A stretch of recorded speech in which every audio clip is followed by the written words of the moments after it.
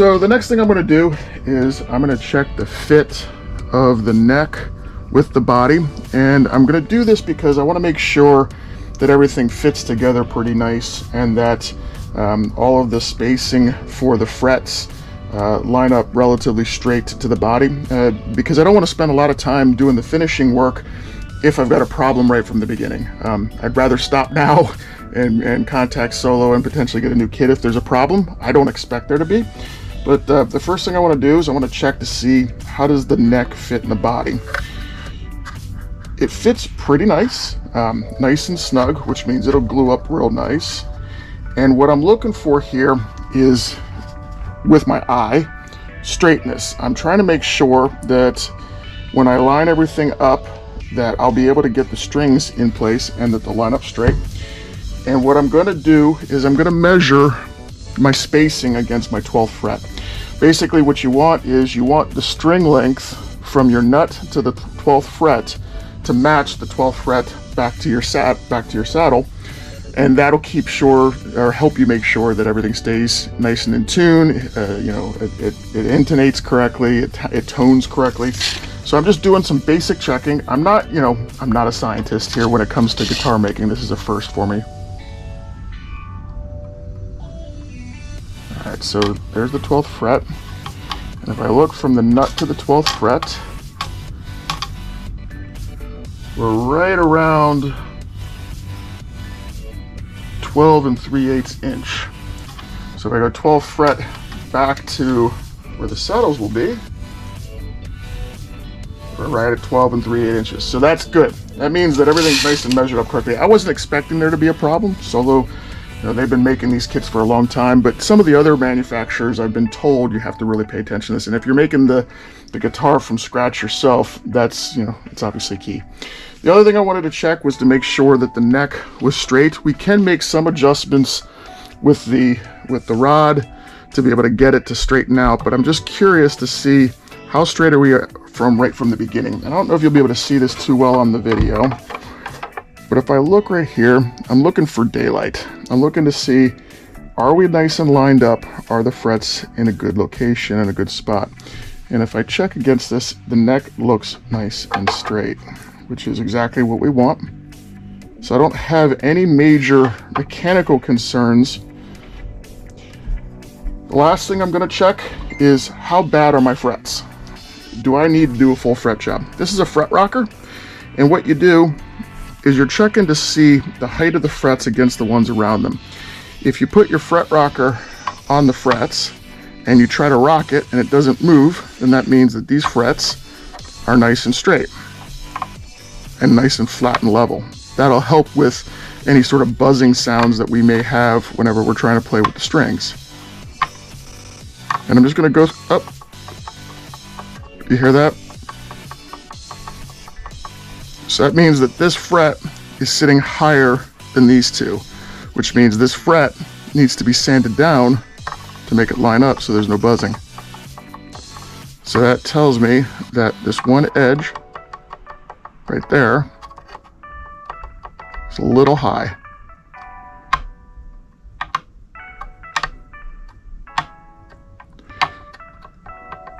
Another one right there.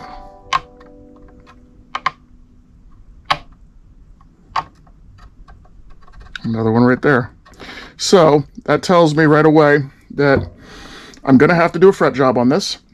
I'm going to wait till I set the neck and the body just to give it some stability. But what we'll do is we'll end up taping off the neck, and we'll come through and we'll do a full fret job on this. We'll sand these down so that they're nice and flat and level with one another. Come back through and re-crown the frets and then take care of the edges. We'll do that later. So next step is we're going to start the finishing process. The guitars from Solo come with a very light coat of sealer, both on the body and on the neck. And in order for me, if I was just going to do a lacquer, or if I was just going to do a paint job, then I can probably just go ahead and directly start sanding and applying. But because I want to do a stain on the surface, on the veneer side, I got to remove that sealer in order for the stain to penetrate into the wood. The only catch here is that this is a veneer. It's really, really super thin. So I need to be real careful when I'm taking that sealer off so that I don't burn through the veneer and get into the mahogany that's underneath. So what I'm going to use is I'm going to use a P grade sandpaper. P grade means that all of the sanding grains that are on the sandpaper are all even.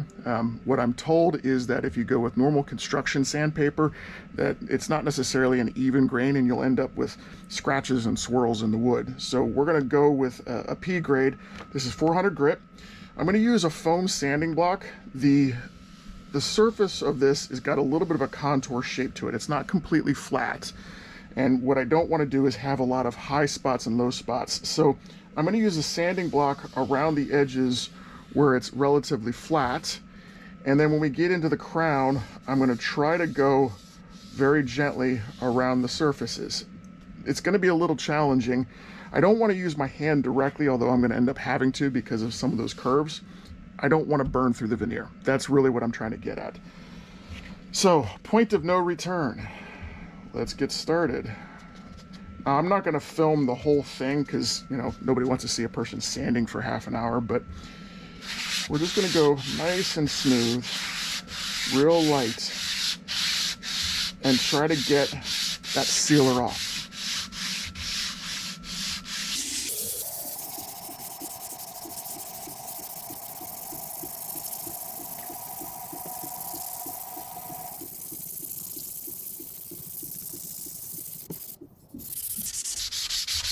Now you might be wondering, how do you know when you have the sealer completely off? Well, what I'm told is you can do a little bit of a water test and just sprinkle a little bit of water on there.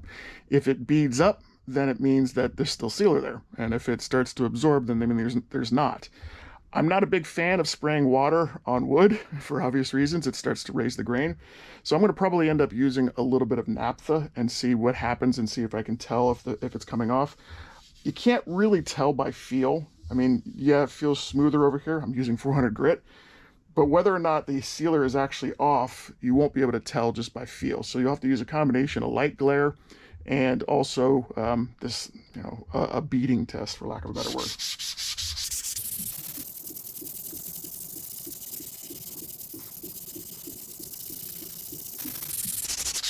Just be real gentle, real light.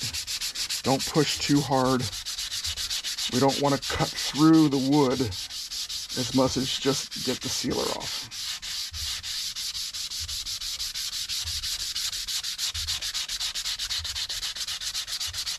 Be real careful around the edges. That's where you can burn off real quick.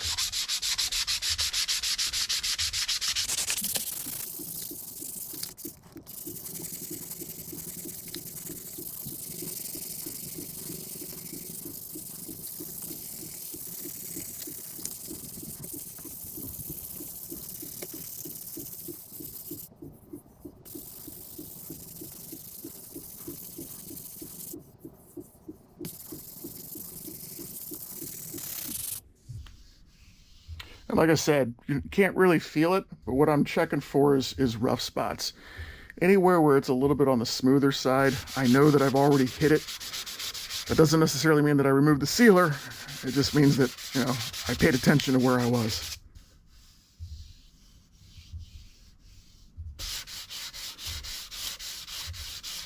And like I said, don't press too hard.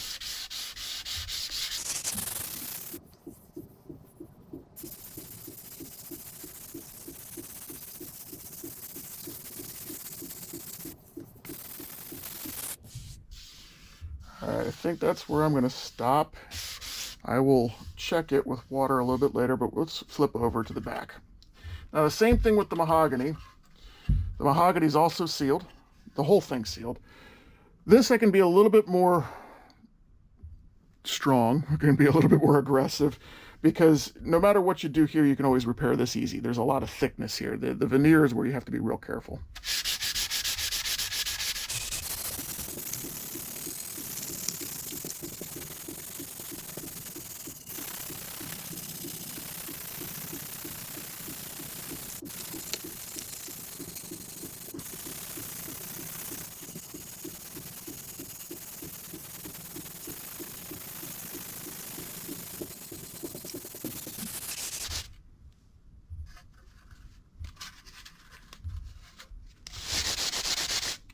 You can see up here, the grain is a lot more exposed. It's a lot rougher.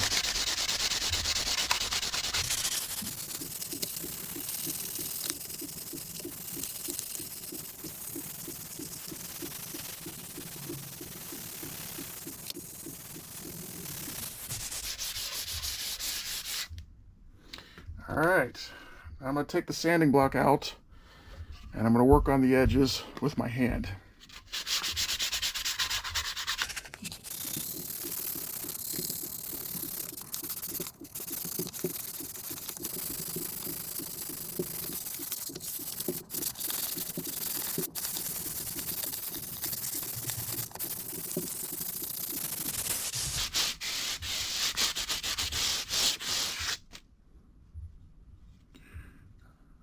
So what I'm checking right here is that a cut or is that part of the grain? And it looks like it's actually a cut. So I'll need to come back and do something about that, because it's easier to fix these things now than it will be later once we start, applying sealers and stains and lacquers.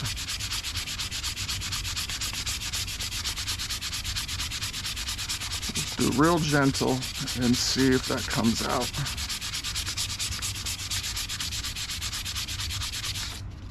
Yep, and it's gone.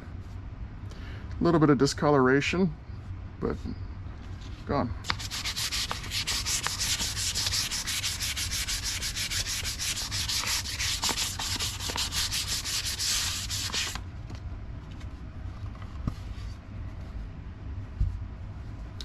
You can probably tell, I don't know if you can see too well on the camera, where it's a little bit lighter and a little bit darker. Part of that is the pores, part of that's the sealer. And having a light source to be able to help you see with your eye really makes a huge difference in being able to tell where you're at.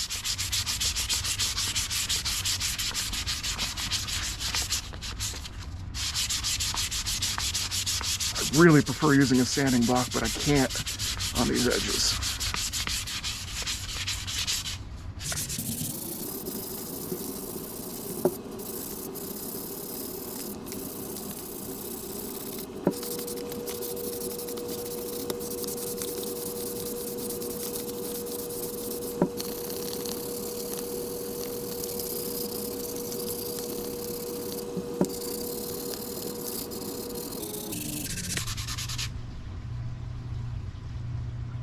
Part of the coloring of the wood. It's not a crack or a scratch or anything. It's just part of the color of the wood.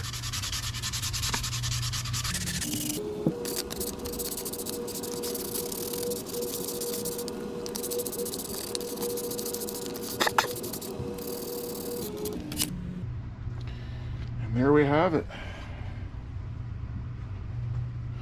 So what I'm looking at now, and you can't really tell on the video, is I'm looking at this off the glare to see if there's any wood repair that I need to do before I start the veneer process. There's a couple of spots here that I want to hit one more time with the sanding block and make sure that that's not an issue I need to deal with and it's just the pour of the wood.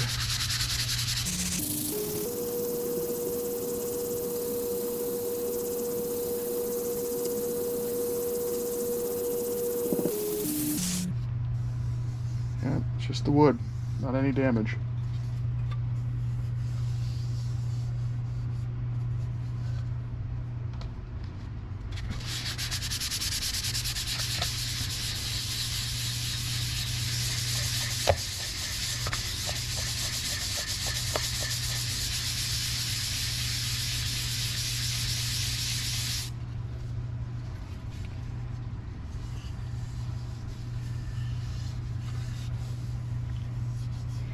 All right, looks like we're in pretty good shape.